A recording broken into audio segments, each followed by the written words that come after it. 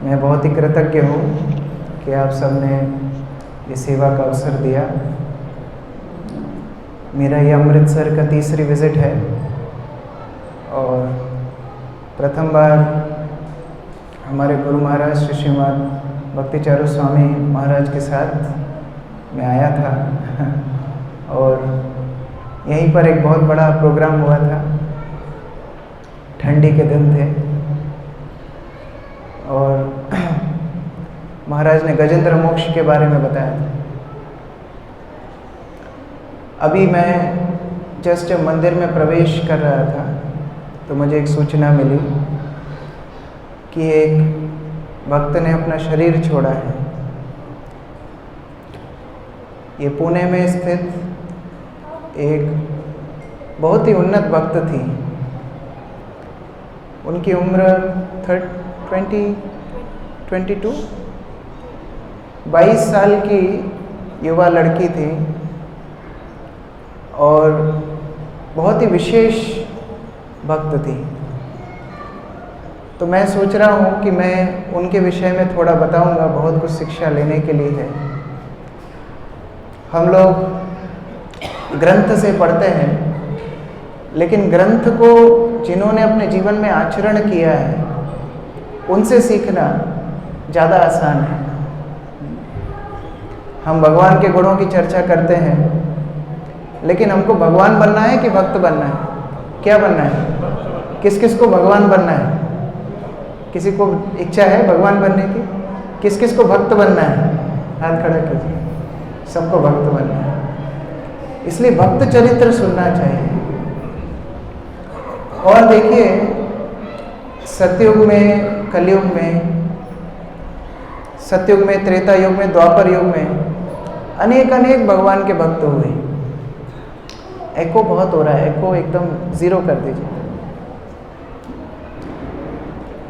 तो अनेक अनेक युगों में भगवान के बहुत भक्त हुए और उनमें से अधिकांश जो भक्तों की कथा हम सुनते हैं, प्रत्यक्ष रूप से भगवान ने उनको अपना सानिध्य दिया।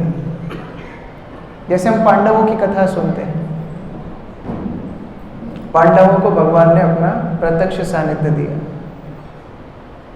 हम लोग परीक्षित महाराज की कथा सुनते हैं, स्वयं गर्भ में जाकर के भगवान ने उनकी रक्षा की। इस प्रकार से अनेक अनेक भक्तों की कथा हम सुनते हैं, लेकिन कई बार जब इन कथाओं को सुनते हैं तो हमारे मन में एक बात आती है कि यह हमारे लिए भी क्या ये संभव है? क्या हम भी कभी उस स्तर तक पहुंच पाएंगे? क्या हम भी कभी भक्त बन पाएंगे? तो इसलिए जो वर्तमानिक भक्तों की कथा है वह भी सुनना चाहिए। हम लोग प्रतिदिन सुबह 10 नाम अपराध का जाप करते हैं। उसमें प्रथम नाम अपराध क्या है? प्रथम नाम अपराध है जिन भक्तों ने अपना जीवन हरिनाम के प्रचार में समर्पित कर दिया है, उन भक्तों की निंदा करना। वो समर्पित भक्त कौन है? वो समर्पित भक्त आपके बगल में बैठे हुए हैं। ये कोई सतयुग, कलयुग, सतयुग, त्रेता युग के भक्तों की बात नहीं हो रही। आपके साथ जो भक्त बैठे हैं वही समर्पित भक्त है। तो उन भक्तों की निंदा ना करके क्या करना चाहिए? उनके गुण देखना चाहिए। तो इस प्रकार ये जो बहुत ही विशेष भक्त हैं, उनका नाम था मदन मोहन मोहिनी दासी। ये बहुत ही बाल्यकाल में ही माता पिता भक्त बन गए थे। उस समय पर ही भक्ति में आई। और जैसे बच्चे खेलते कूदते रहते हैं मंदिर में, आप लोग प्रोग्राम में आते हैं, बच्चे लोग खेलते रहते हैं, ऐसे ही खेलती कूदती सब बच्चों के साथ नृत्य करती इत्यादि इत्यादि। छोटी सी बालिका बड़ी होने लगी, कृष्ण से, भक्तों से आसक्ति बढ़ने लगी।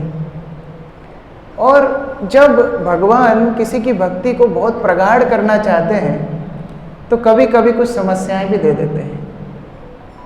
समस्याओं के माध्यम से भगवान कभी हमको अपनी ओर आकर्षित करते हैं।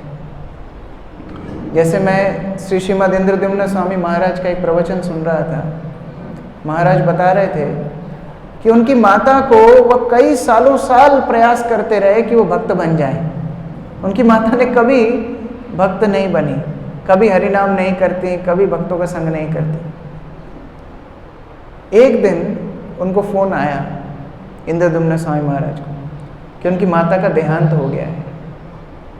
महाराज फ्लाइट पकड़ के गए उनके घर के पास और उन्हें एक बहुत आश्चर्यपूर्ण खबर मिली।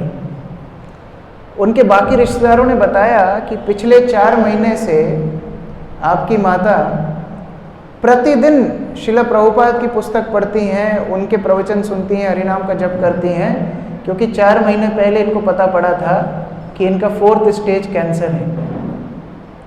तो जो काम महाराज का प्रचार नहीं करा पाया वो कैंसर ने करा दिया, और उस माध्यम से भगवान का नाम स्मरण करके प्रभुपाद का प्रवचन सुनते सुनते अपना शरीर त्याग कर दिया।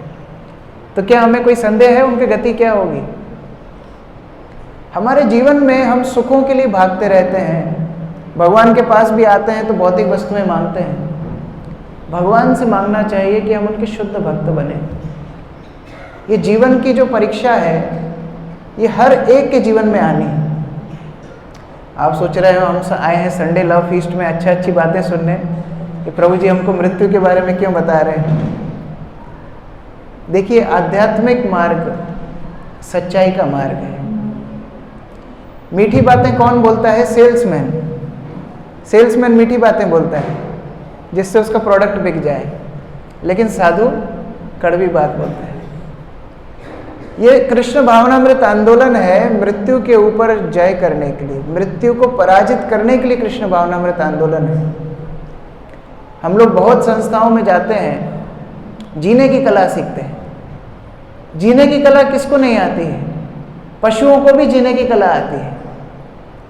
आप किचन में थोड़ा दूध छोड़ दीजिए, बिल्ली को पता है कब घुसना है, कब पीना है, कब जाना है, उसको भी जीने की कला मालूम है। कभी कभी तो जानवर मनुष्य से ज़्यादा आनंद में रहते हैं। हम लोग जब पढ़ाई कर रहे थे, आईआईटी की कोचिंग कर रहे थे, तो एक लड़का कोचिंग से बाहर निकला, बड़े स्ट्रेस में था, बड़े तनाव में था, और एक कुत्ता सड़क पे बैठा हुआ था। तो कुत्ते को देख करके बोलता है कि देखो ये कितना भाग्यशाली है, इसको आईआईटी की कोचिंग नहीं करनी पड़ती। तो पशु कई बार ज़्यादा आनंद में रहते हैं, लेकिन क्या वास्तव में पशु और मनुष्यों में क्या जीवन की कला से ही स्पर्धा होगी? मान लीजिए कोई चूहों की रेस में दौड़ता है और फर्स्ट आ भी जाता है, तो कहलाएगा क्या? शेर थोड़ी कहलाएगा, चूहा ही कहलाएगा। चूहे की दौड़ में फर्स्ट आने से कोई शेर नहीं बनता है।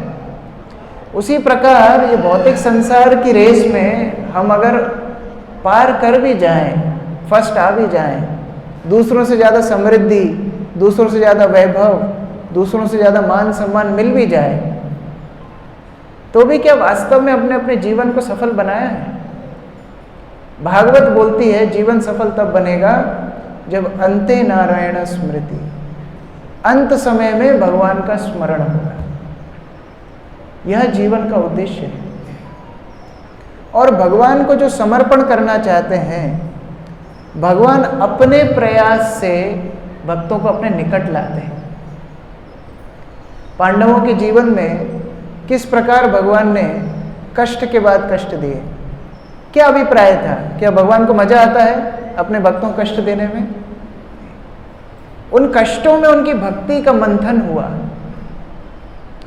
ब्रजमंडल को देखिए, जब भगवान कृष्ण ब्रजमंडल में नहीं आए थे तो ब्रजवासी कितने सुकून में थे, कितने आनंद में थे। कोई राक्षस आता था, कोई विपत्ति आती थी, कोई बवंडर, तूफान, अघासुर, बकासुर, कोई आया? नहीं आया। जैसे ही भगवान कृष्ण आए वैसे ही 3 दिन बाद ही शुरू हो गया, एक के बाद एक। कंस रोजाना 3-3, 4-4 दानवों, राक्षसों को भेजता वृंदावन पे आक्रमण करने के लिए। तो वास्तविकता में ब्रजवासियों का जीवन और तनावग्रस्त हो जाना चाहिए था, लेकिन नहीं। गोपियां क्या बोल रही हैं?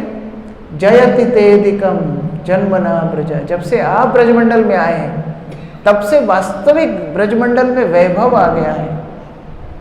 वो तनाव को नहीं देख रहे हैं, वो असुरों को नहीं देख रहे हैं, विपत्तियों को नहीं देख रहे हैं, कृष्ण को देख रहे हैं। तो कई बार भक्तों की भक्ति को मंथन करने के लिए भगवान इस प्रकार की समस्याएं देते हैं। और ऐसा भक्त जो इन विपत्तियों में कृष्ण का स्मरण करना सीख जाता है, वह वास्तव में अंत समय में कृष्ण को याद कर पाता है। ये प्रैक्टिस है। हम एक बार एक स्थान में गए थे और हमारे गुरु महाराज के साथ हम थे, तो हमारे बैग नहीं आए। फ्लाइट में जो बैग आते हैं बेल्ट पे, बैग नहीं आए। बहुत देर हो गया, आधा घंटा पौन घंटा हो गया, बैग आए नहीं।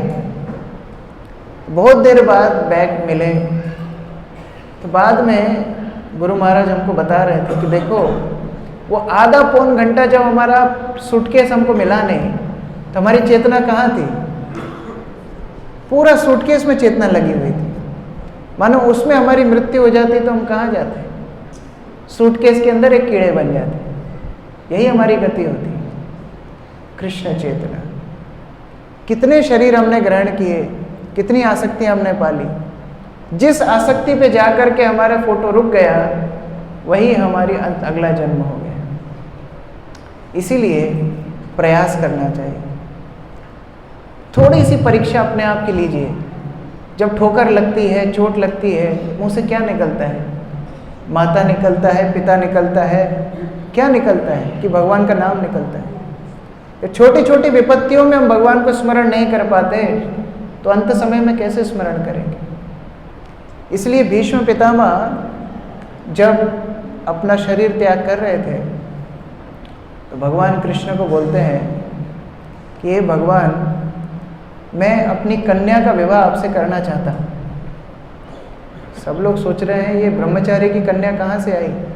ये तो बालक ब्रह्मचारी भीष्म पितामह, इनकी कन्या कहाँ से आई? भीष्म पितामह बोले नहीं, मेरी एक कन्या है।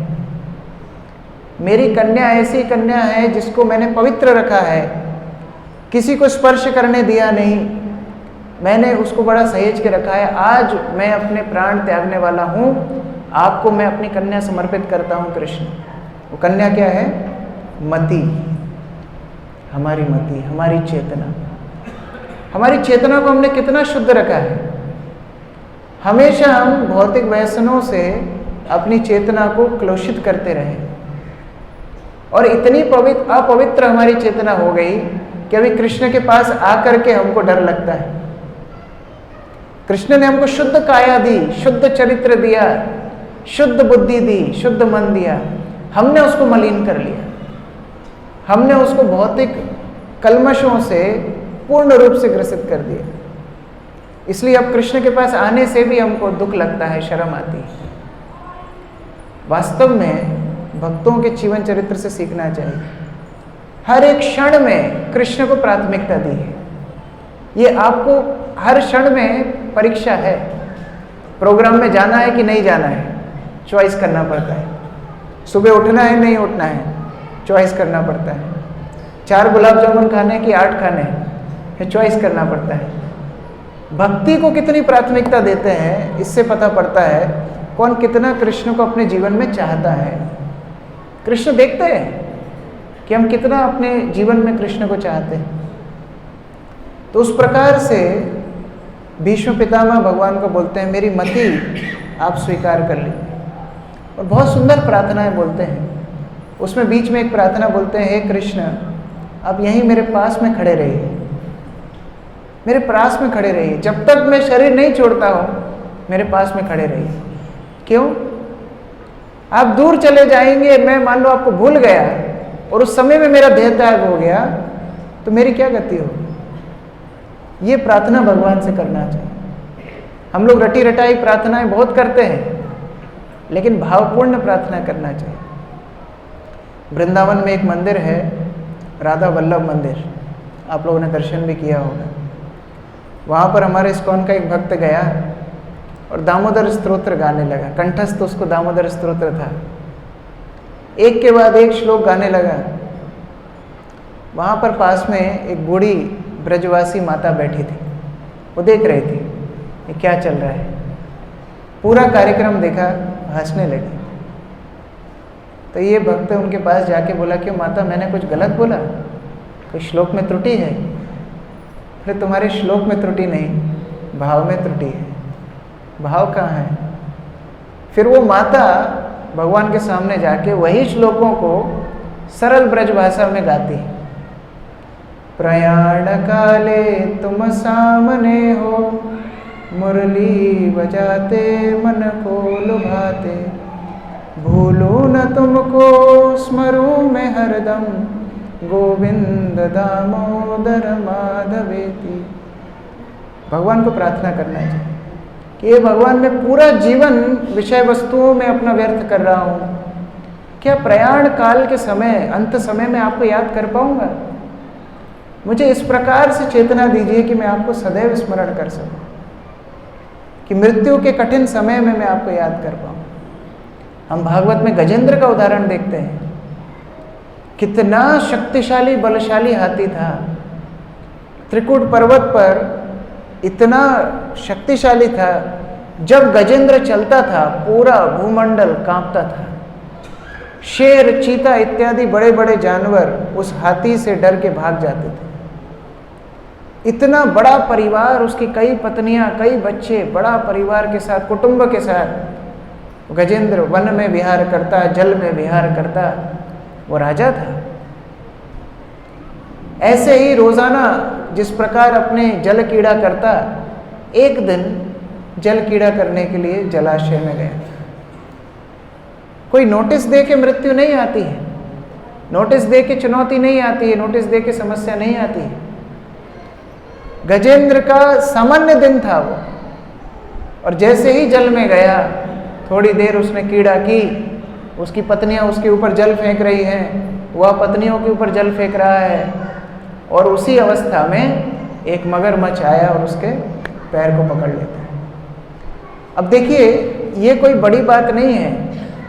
आपने डिस्कवरी चैनल इत्यादि बहुत देखा होगा, कितने जानवर हैं जिनका शिकार जंगल में प्राय रोज हो जाता है। कोई गिनती है? कोई सरकार है जो इसका नोट रखती है? कोई नहीं रखता है। लेकिन गजेंद्र की कहानी हम क्यों युगों युगों तक सुनते आ रहे हैं? क्योंकि गजेंद्र ने उस समस्या में पुष्प उठा करके भगवान को स्मरण किया, हे गोविंद, हे गोपाल, मेरी रक्षा करो। इसलिए गजेंद्र का नाम आज तक हम चर्चा करें। कितने बालक हैं, कितने बच्चे हैं जिनका शोषण होता है, आप जानते हैं? कितने दुनिया में इस तरह केस हैं। प्रहलाद की कथा क्यों सुनते हैं? कि जीवन में छोटी अवस्था में जहाँ उसके ऊपर इतने अन्याय हो रहे हैं, वे कृष्ण को स्मरण कर रहा है। कितनी माताएं इतिहास में ऐसी हैं जिनके साथ दुर्व्यवहार हुआ है? कोई रिकॉर्ड है? कोई काउंट है? द्रौपदी का नाम क्यों है? कि उस समस्या में कृष्ण का चिंतन किया, हे गोविंद मेरी रक्षा कर। यह भक्ति है। कृष्ण को अपने जीवन की बागडोर देना भक्ति है। समस्याएं किसके जीवन में नहीं है, लेकिन उन समस्याओं में कृष्ण को अपना साथ बनाना, कृष्ण को अपना संबल बनाना, यह भक्ति है। तो ये छोटी सी बालिका के जीवन में भी ऐसी एक समस्या आ गई। जय पतित पावन गुणनिताय की जय, श्रील प्रभुपाद की जय। तो ये छोटी सी बालिका, इसका नाम मोहिनी जो था, मैं बता रहा था, इसके जीवन में भी ऐसी एक समस्या आ गई। इनको इस प्रकार की बीमारी हुई कि पैरों से धीरे धीरे धीरे ऊपर तक शरीर निष्क्रिय होने लगा। एक 11-12 साल की बच्ची के लिए इस तरह बीमारी होना बहुत कष्टप्रद है। माता पिता के लिए कष्टप्रद है, बच्चे के लिए कष्टप्रद है। उसका खेलना कूदना बंद, सब बच्चों को दूर से देखती, सब लोग खेल रहे हैं, कूद रहे हैं, नाच रहे हैं, सब कुछ बंद। ऐसी अवस्था में कोई बच्चा होगा, कितना हताश निराश हो जाएगा। माता पिता की क्या अवस्था होगी। लेकिन उस बच्ची ने कृष्ण को अपना सहारा बनाया। उसने सोचा कि जितना जीवन मुझे कृष्ण ने दिया है, मैं उनकी भक्ति में आगे बढ़ूंगी। जैसे जब मोमबत्ती बहुत ज़्यादा प्रकाश देती है तो जल्दी खत्म हो जाती है, तो बोला मेरा जीवन जल्दी खत्म होने वाला है, मुझे ज़्यादा प्रकाश देना है, ज़्यादा भक्ति करनी है, यह उत्साह होना चाहिए। ठीक है, कृष्ण ने हमको कम समय दिया है, हम कितना उत्सुकता से भक्ति करते हैं, परीक्षित महाराज को 7 दिन मिले, उन्होंने 7 के 7 दिन लगा दिए कृष्ण भक्ति में। इसका मतलब ये नहीं है कि हमारे जीवन से हम 7 दिन कथा सुनेंगे बहुत बड़े भक्त बन जाएंगे, नहीं। परीक्षित के पास 7 के 7 दिन थे, पूरे कृष्ण भक्ति में लगा दिए। इससे क्या संदेश है? हमारे पास जितना समय है कृष्ण भक्ति में लगाना चाहिए। नित्यम भागवत सेवया, प्रतिदिन भगवान का साथ, प्रतिदिन भगवान का सानिध्य नाम के रूप से। हरे कृष्णा कृष्णा कृष्णा हरे हरे, हरे राम राम राम हरे। प्रतिदिन भगवान का स्मरण नाम के रूप से, प्रतिदिन भगवान का सानिध्य भागवत के श्रवण के रूप से। जब हम इस तरह सानिध्य करेंगे, भगवान के प्रति हमारी आसक्ति दिनों दिन बढ़ती चली जाएगी। बहुत गंभीर विषय है। हम लोग जितना बीच में समय व्यर्थ करते जा रहे हैं, मृत्यु के निकट जाते जा रहे हैं। और ये एग्जाम हम सबको एक दिन फेस करना है, तो इसलिए बड़ी गंभीरता से भगवान को स्मरण करना चाहिए। इसी बीच में कई लोग प्रश्न पूछते हैं कि क्या ऐसे भक्त जो भगवान का नाम स्मरण रोजाना करें, जो भगवान का जप, सेवा, श्रवण, कीर्तन, स्मरण इत्यादि रोजाना करते हैं, लेकिन किसी बीमारी के चलते, किसी एक्सीडेंट के चलते, किसी अवस्था में यदि भगवान को स्मरण ना कर पाए तो क्या होगा? भगवान तो गीता में फॉर्मूला बता दिए हैं, यम यम वापि स्मरण भावम तजन्ते अंत कलेवरम। जो अंत समय में विचार होगा वही हमारा अगला शरीर बन जाएगा। लेकिन मान लो कोई भक्त पूरा जीवन भक्ति किया है, अंत समय में भगवान को याद नहीं कर पाया, तो क्या होगा? यह प्रश्न लक्ष्मी देवी वराहदेव से पूछती है। वराहदेव बोलते हैं, ऐसे भक्त के बारे में पूछ रही हो जो पूरा जीवन मेरी सेवा किया है, नाम जप किया है, श्रवण किया है, कीर्तन किया है, अंत समय में उसको मुझे याद करने की जरूरत नहीं, मैं उसको याद करूँगा। अंत समय मैं उसको याद करूँगा, ये मेरी जिम्मेदारी है। भगवान अपने भक्तों का उद्धार करने के लिए ज़्यादा लालायित है। हम उतने उत्सुक हो ना हो, भगवान ज़्यादा उत्सुक हैं हमको अपने धाम में वापस बुलाने के लिए। हमको उस प्रकार से प्रयास करना होगा। तो इस बच्ची ने अपने जीवन का लक्ष्य बना लिया कि जितने दिन मेरे जीवन में है मुझे शुद्ध भक्त बनना है। कई इस्कॉन के वरिष्ठ आचार्य गणों से शिक्षा दीक्षा लेने की शुरुआत कर दी, और एक विशेष सन्यासी श्रील तमाल कृष्ण गोस्वामी महाराज के प्रति बड़ी आसक्त हो गई। महाराज को शरीर छोड़े 21 साल हो चुके हैं, और वो बच्ची को बीमारी हुई है अभी 10 साल पहले। उसने कभी महाराज को देखा नहीं, लेकिन फिर भी इतनी आसक्ति उनके प्रति बना ली, उनकी पुस्तकें पढ़ के, वाणी पढ़ के। देखो, बहाना देना है तो गुरुजी 50 बार भी मंदिर में आए, आसक्ति नहीं होती है। और जिसको आसक्ति करनी है उसने गुरु को नहीं देखा तो भी आसक्त हो जाता है। हम चैतन्य चरितामृत में मृगारी की कथा सुनते हैं। मृगारी इतना भयंकर शिकारी था कि जानवरों को आधा मरा छोड़ के उसको तड़पता हुआ मरते देखने में उसको आनंद आता था। इतना भयंकर शिकारी था। नारद मुनि का सानिध्य प्राप्त करके पूरा परिवर्तन हो गया। क्या नारद मुनि को उसको रोज भागवतम क्लास देनी पड़ी? क्या 50 बार उसकी काउंसलिंग करनी पड़ी? क्या फोन लगाना पड़ा? एक मीटिंग, बस एक बार मिले, मृगारी का जीवन परिवर्तन। हमारे श्रील प्रभुपाद जिस दिन भक्ति सिद्धांत सरस्वती से मिले, भक्ति सिद्धांत सरस्वती ने बोला आप जाइए पाश्चात्य जगत में अंग्रेजी भाषा में प्रचार कीजिए। बस उसी दिन समर्पण कर दिया। बाहर निकले, मनोमन उनको गुरु रूप में स्वीकार किया, और पूरा जीवन अगले दिन जाकर के अपनी नौकरी से इस्तीफा दे दिया। बोले अब मैं केवल अपने गुरु की सेवा करूंगा, कोई भौतिक कलमश के प्रति नहीं आसक्त रहूंगा। यह गुरु के प्रति आसक्ति होती है। यह कृष्ण प्रेम के प्रति अग्रसर जीवात्मा का लक्षण है। हम कितना कृष्ण को चाहते हैं। कृष्ण इतने सस्ते नहीं हैं। देवी देवता सस्ते हैं, इंद्रिय भोग सस्ता है, कृष्ण सस्ते नहीं।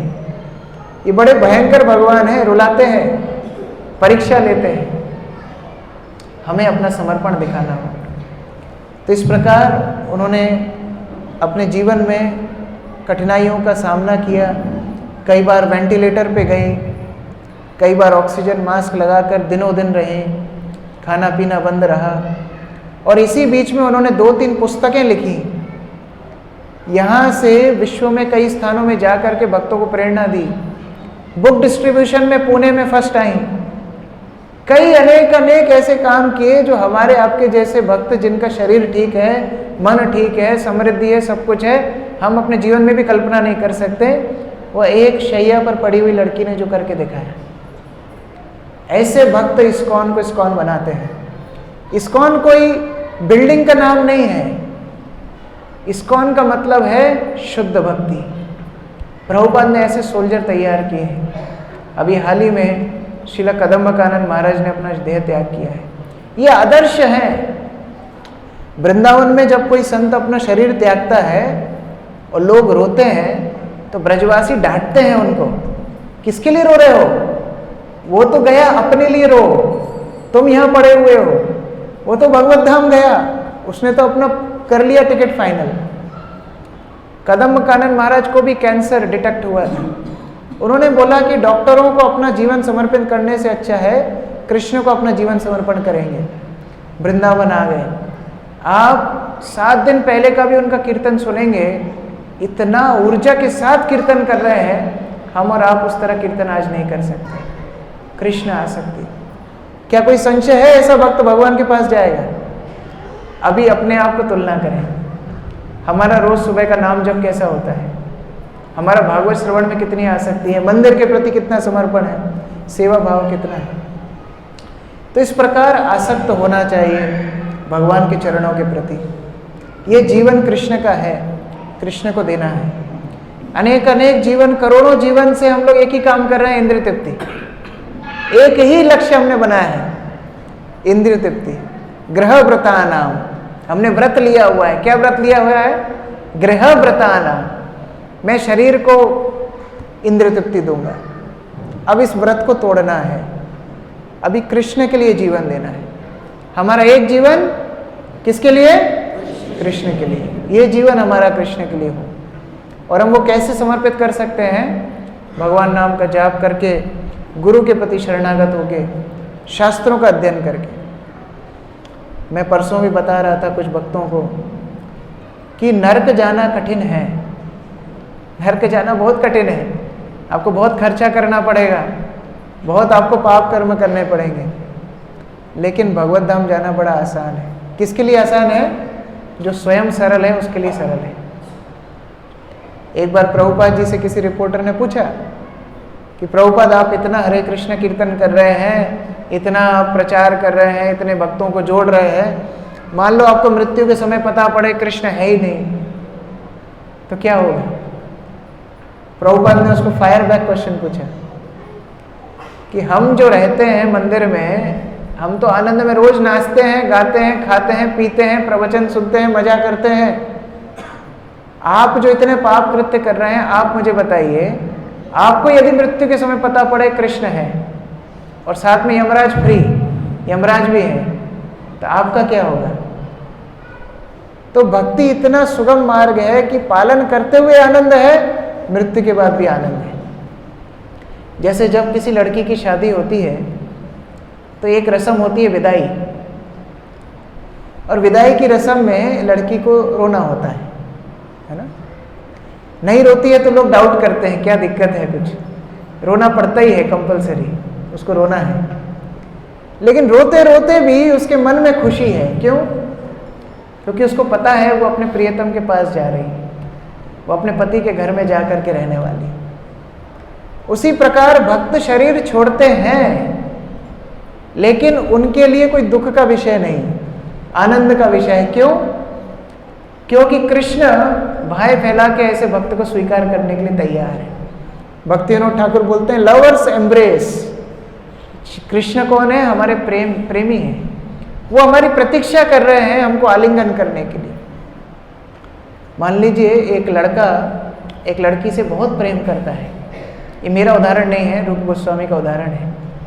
बहुत प्रेम करता है और इतना प्रेम करता है कि रोज उनको पत्र लिखता है। उस लड़की को रोज पत्र लिखता है। आधुनिक समाज में, आधुनिक समय में व्हाट्सएप भेजता होगा, रोज व्हाट्सएप भेजता है, लेकिन लड़की क्या करती है, रोज उसको ब्लॉक मार देती है। फिर बेचारा दूसरे नंबर से व्हाट्सएप भेजता है, फिर ब्लॉक मार देता है। 100-150 सिम कार्ड खरीद लिए बेचारे ने, मैसेज पे मैसेज भेजता जा रहा है, लड़की जवाब नहीं देती। एक दिन लड़की का रिप्लाई आ गया, तो लड़के की क्या अवस्था होगी, क्या अवस्था होगी? लड़का नाचने लगेगा, कूदने लगेगा, चिल्लाने लगेगा, सबको बताएगा कि जवाब आ गया, जवाब आ गया। कृष्ण की अवस्था भी इस तरह ही है। कृष्ण हमको कितने मैसेज भेज रहे हैं। भारतवर्ष में प्राय आप थोड़ा सा 50-100 किलोमीटर की रेडियस में कहीं भी चले जाइए, तीर्थ स्थान भरे पड़े हैं। कितनी सारी पवित्र नदियां हैं, घर घर में तुलसी का पौधा है, शास्त्र रखे हुए हैं हमारे घर में, और भगवत नाम के रूप में भगवान हर एक जीव के साथ प्रस्तुत हो गए कि चलो कुछ नहीं कर सकते, मेरा नाम लो, हरे कृष्ण कृष्ण कृष्ण हरे हरे, हरे राम राम राम हरे, मेरा नाम लो। मंदिर खोल दिए गए हैं, और फिर भक्त भी घर घर जाकर के प्रचार करने का प्रयास करते हैं।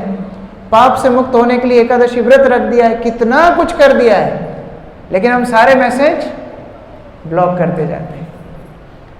जिस दिन जीवात्मा भगवान के प्रति एक थोड़ा सा भी आकर्षण दिखा देती है, भगवान नृत्य करने लगते हैं, भगवान आनंदित हो जाते हैं कि अभी जवाब आया, ये जीवात्मा मेरे पास आना चाहता है। भगवान ऐसे भक्तों को तुरंत उठा लेते हैं। तो आप लोग ऐसा मैसेज देना चाहेंगे? भगवान को लव लेटर लिखना चाहेंगे? वो लव लेटर क्या है? हरे कृष्णा कृष्णा कृष्णा हरे हरे, हरे राम राम राम हरे हरे। भगवान को बोलना चाहिए, कृष्ण मैं ये भौतिक समाज की संपत्ति नहीं हूं, मैं आपकी संपत्ति हूं, आप मुझे स्वीकार कर लीजिए, मैं जैसा भी हूं आपका हूं। आप पूरी दुनिया को संभाल रहे हो, आप मेरी उपेक्षा क्यों कर रहे हो? असुर सकल पाइलो चरण, विनोद थाकिलो बशी। इतने बड़े बड़े असुरों का उद्धार कर दिया। कालिया का क्या क्या गुण था? कालिया ने क्या सेवा करी थी जो उसको स्वीकार किया? इतना विष था, इतना विष था कि उस कुंड के ऊपर से कोई पक्षी निकलते तो वह भी वो हवा से मर के नीचे गिर जाते थे। इतना विषैला सांप कालिया था। और उस कुंड के पास में भगवान की गोप कुमार गए, गाय गई, बछड़े गए, वह पानी को पी करके सब मर गए। इतने राक्षस, इतने आतताई कंस ने भेजे, किसी ने किसी ब्रजवासी को मारा नहीं। कृष्ण के ऊपर आक्रमण किया, ब्रजवासियों को मारा नहीं, लेकिन यह कालिया ने ब्रजवासी को मार दिया, खत्म। कृष्ण ने उस कालिया के ऊपर नृत्य किया। वो चरण जिनके लिए लक्ष्मी लालायित हैं, ब्रह्मा लालायित हैं, शिव लालायित हैं, ऐसे चरण कालिया को स्वतः मिल गए। किसकी वजह से? ये अहेतु की कृपा नहीं तो और क्या है। कितने बड़े बड़े असुर, पूतना का उद्धार कर दिया। हम बोलते हैं भावग्राही जनार्दना, भगवान भाव देखते हैं। पूतना का क्या भाव था, फिर भी उसका उद्धार कर दिया। असुर सकल पाइलो चरण, सारे असुरों का भी उद्धार कर दिया। मैं क्यों बैठा रह गया इधर? मैं क्या आपका नहीं हूं? मैं आपकी संपत्ति हूं।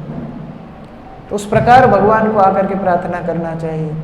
ये भक्ति बड़ा ही आनंदमय संबंध भगवान से बनाने का एक अवसर है।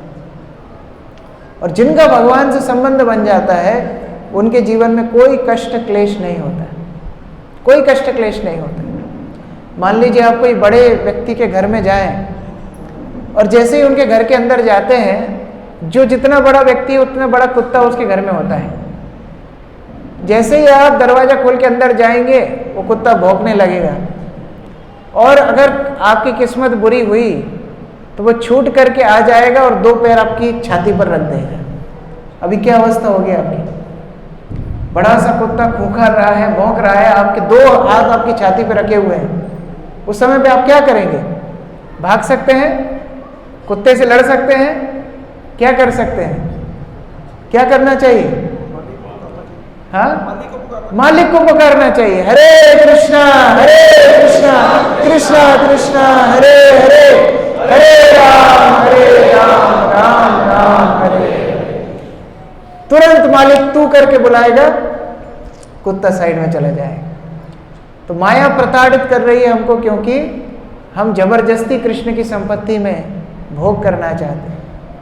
जैसे हम कृष्ण को पुकारेंगे, हे गोविंद हे गोपाल, जैसे भगवान को पुकारेंगे, माया शक्ति समझ जाएगी नहीं ये मेरे मालिक का मित्र है, ये मेरे मालिक का संबंधी है, तो इनको हमको क्षति नहीं पहुंचानी चाहिए। तो माया के बंधन से यदि छूटना है, एक बार बोलना है कि हे कृष्ण मैं आपका दास हूं, बस इतना सा बोलना है।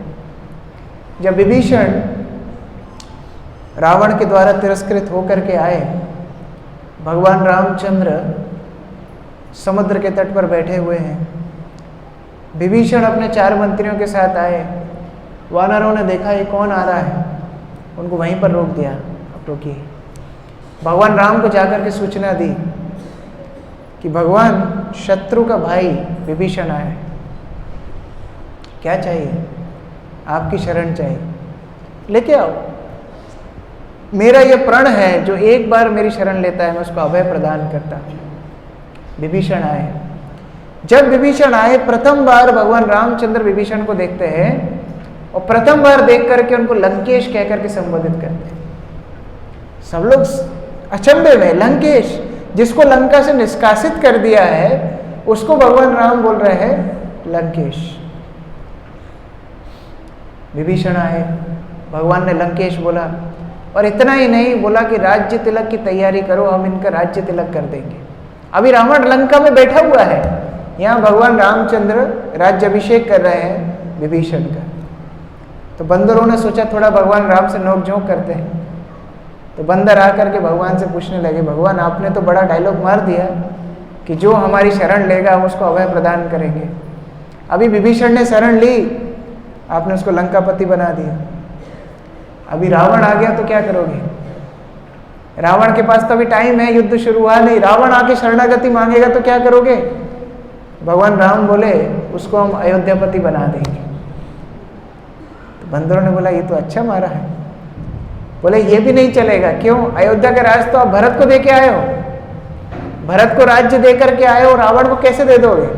बोले भरत को मैं वैकुंठपति बना दूंगा, मेरे पास कोई कमी नहीं है। जो मेरा एक बार बोल देगा कि हे भगवान मैं आपका हूं, उसको मैं अपना मान लेता हूं और अपने आप को उस भक्त को दे देता हूं।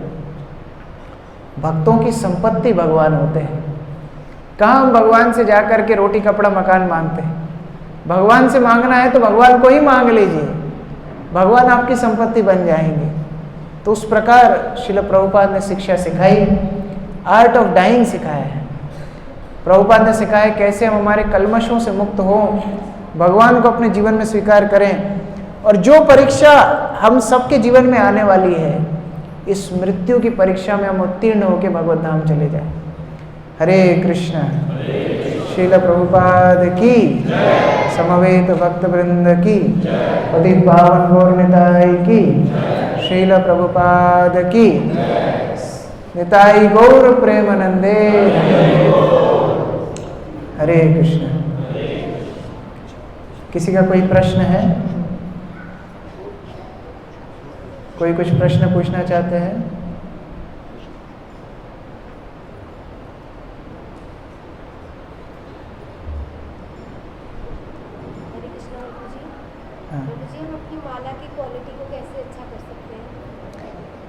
हम अपने जप की क्वालिटी को कैसे अच्छा कर सकते हैं, ये प्रश्न का उत्तर देने का मेरा अधिकार नहीं है, क्योंकि मेरा जप इतना अच्छा नहीं है। फिर भी जो मैंने श्रवण किया है, जप सुधारने के लिए प्रथम बात है हमको ये सोचना पड़ेगा कि हम बद्ध अवस्था में हैं। जब किसी के ऊपर विपत्ति होती है, व्यक्ति कैसे चिल्लाता है, ऐसा जप होना चाहिए। एक बार एक बच्चा, उसकी माता ने उसको 4-5 इंच के गद्दे पे सुलाया, ज़्यादा ऊंचा नहीं, 4-5 इंच के गद्दे पे सुला दिया, और माता किचन में काम कर रही थी। किचन में जब काम कर रही थी, ये बच्चा नींद में लुढ़कते लुढ़कते उस 4-5 इंच के गद्दे से नीचे गिर गया। उसको लगी नहीं, तो हाइट तो ज़्यादा नहीं है, लेकिन नींद में एकदम सकपका के उठा, डर गया, माँ माँ करके रोने लगा, चिल्लाने लगा।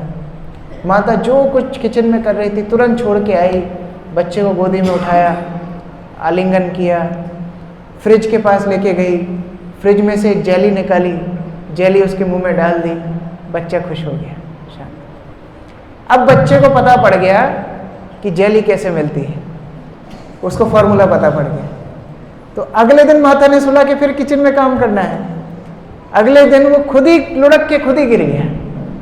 अभी गिर के जोर जोर से रो रहा है, माता आई नहीं, वॉल्यूम पे वॉल्यूम बढ़ाता जा रहा है, रोता जा रहा है, रोता जा रहा है, माता आ ही नहीं रही। जब 5-10 मिनट हो गए रोते रोते, तो जा करके देखता है माता कर क्या रही है। तो किचन में जाके जब देखता है तो माता हंस रही है। छोटा सा बच्चा पूछता है, कल मैं गिरा, अब एक बार रोने पे तुरंत आ गई, मुझे उठा लिया, मुझे आलिंगन किया, जेली खिलाई, आज मैं इतना देर से रो रहा हूँ, मुझे क्यों नहीं आपने उठाया। माता बोलती है, कल तुम मेरे लिए रो रहे थे, आज तुम जेली के लिए रो रहे हो। ये अंतर है। जब हम नाम जप करते हैं, भगवान के ऊपर आश्रित होना चाहिए। अयि नंद तनुज किंकरम पतितम माम विश्वमे भवाम। हे भगवान, अनादि कर्मों के फल से मैं भवार नव में, ये भौतिक संसार के समुद्र में गिर गया हूँ। और ऐसे ही नहीं गिरा हूँ, मैं इन लहरों में, जो समुद्र की लहरें हैं, इन लहरों में मैं इधर उधर समुद्र में फिका रहा हूँ। मैं तैरता अपने आप को बचाने की कोशिश करता, लेकिन आशा पाश शत शत आशाओं ने, मेरी जो अभिलाषा है भौतिक ऐश्वर्य भोगने की, उन आशाओं ने मुझे बांध के रखा है। बंधा हुआ व्यक्ति तैरेगा भी कैसे? वो तो लहरों के साथ इधर उधर समुद्र में फिका रहा है, मानो लहरें उसके साथ खेल रही हो।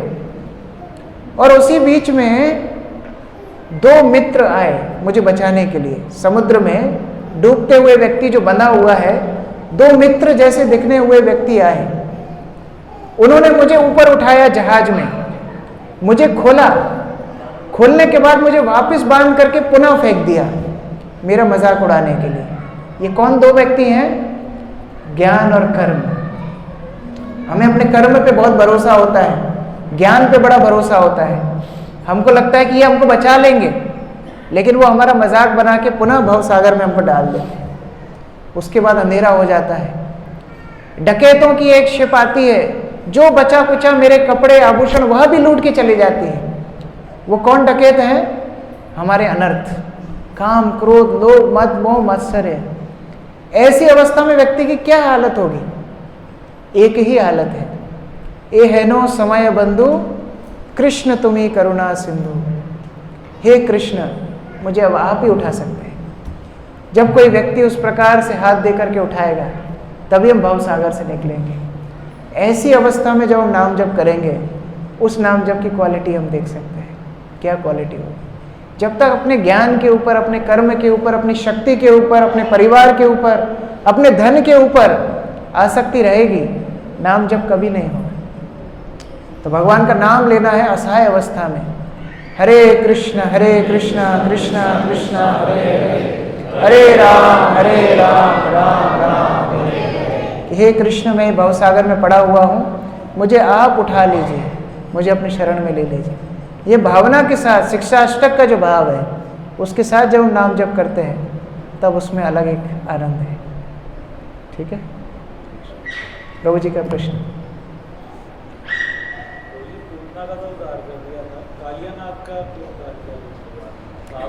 कालिया का क्यों उद्धार किया भगवान ने? देखिए, कई कारण हैं। एक जो उसमें प्रमुख कारण है, कालिया की पत्नी भगवान की शुद्ध भक्त थी। तो कालिया की पत्नी जो भगवान को इतना प्रेम करती थी, उनकी वजह से कालिया को भक्ति मिल गई, उनकी वजह से कृपा मिल गई। तो हम भले कितने पापी हों, यदि शुद्ध वैष्णवों से हमारा संपर्क हो जाए, तो भगवान हमको स्वीकार कर लेते हैं। जैसे बलि महाराज की भी कथा आती है। बलि के ऊपर कृपा क्यों की भगवान ने? कि प्रहलाद का पोता था, प्रहलाद से संबंध था। तो इसी प्रकार से अगर हम भगवान से अपना संपर्क ना बना पाए, चलेगा, भक्तों से अपना संबंध बना लीजिए।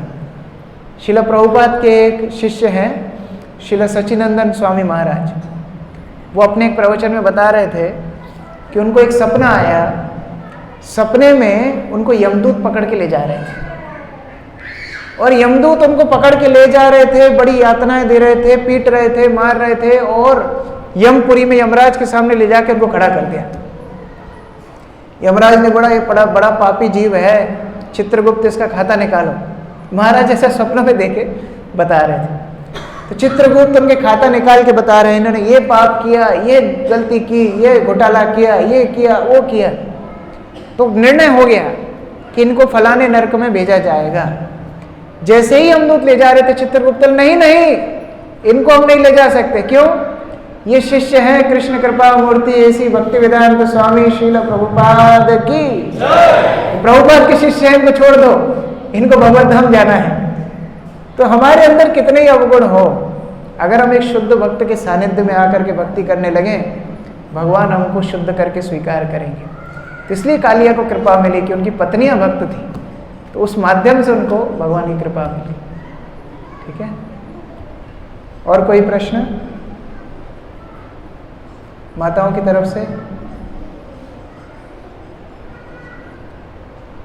ठीक है, बहुत बहुत धन्यवाद। मैं कुछ और सोच के आया था कि आप लोगों को बहुत मनोरंजक कुछ कथा सुनाऊंगा, लेकिन जो मुझे खबर मिली, मुझे लगा यह विषय अति आवश्यक है, इस विषय के ऊपर चर्चा ज़रूरी है। आप लोग बहुत सुंदर सुंदर कथा तो सुनते ही रहते हैं, थोड़ा कड़वा भी सुनेंगे तो अच्छा रहे स्वास्थ्य के लिए, तो इसलिए आज इस तरह कथा हमने चर्चा की। मैं आशा करता हूँ मुझसे कुछ अपराध हो तो आप लोग क्षमा कर दीजिएगा। मेरा अधिकार नहीं है, स्वयं के लिए बोल रहा था, आप लोगों के लिए नहीं बोल रहा था। हरे कृष्ण। तो आज हमारे बीच उज्जैन से कृष्ण किशोर प्रभु जी आए हैं और उन्होंने आपको जीवन के लक्ष्य के बारे में बताया, जीवन का लक्ष्य क्या है और भगवान से क्या मांगना चाहिए। तो आप सबने अच्छी तरह समझ लिया। आशा करते हैं कि आप इनकी बातों को बताई हुई बातें जीवन में समझ